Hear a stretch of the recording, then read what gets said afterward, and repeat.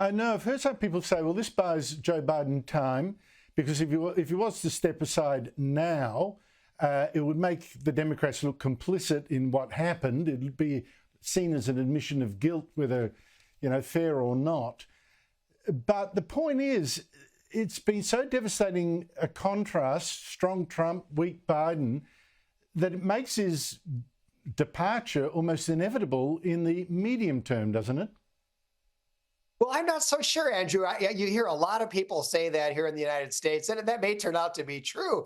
But I come back to the fact that as much as most of the leaders of the Democratic Party, most of the big donors, probably all the big donors, would like to get rid of Biden and replace him with somebody, presumably Kamala Harris, they don't really have a way to make that happen. And Biden, I think, he's retreated. I think the main people he's talking to are his wife, Jill, and his son, Hunter, amazingly enough. And I'm not so sure they're going to be able to force him out. The convention is not far off, and he's got the delegates. John Hunter, we don't know the motives behind this assassination. There's very little information on this 20-year-old. He must be the only 20-year-old in America without a social media account anywhere.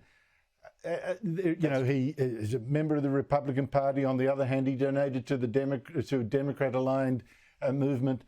We don't know. But what does this attempted assassination tell you about America? Well, in a sense, Andrew, it's almost surprising it didn't happen sooner. I mean, the Democrats have been openly fantasizing about Donald Trump being assassinated for years. And there's not a day that goes by but what they tell everybody, that Donald Trump is a fascist. He wants to be a dictator. If he wins this election, the republic is doomed. There may never be another election. He's going to seize power. These are all absurd fantasies, but they say them over and over and over again.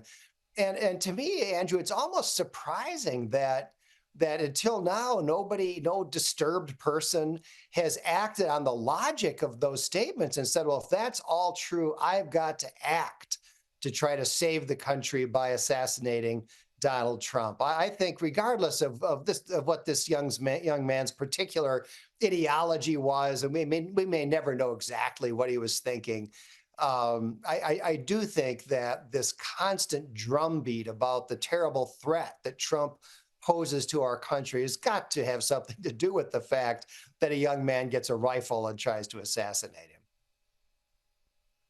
Well, I come back to the point that if it wasn't him, it might be, well, someone else, and that everyone is agreed that the rhetoric has gone too far, although I see very few people putting up their hands and taking responsibility. John Hunter, thank you so much indeed for your time. Great to be with you, Andrew.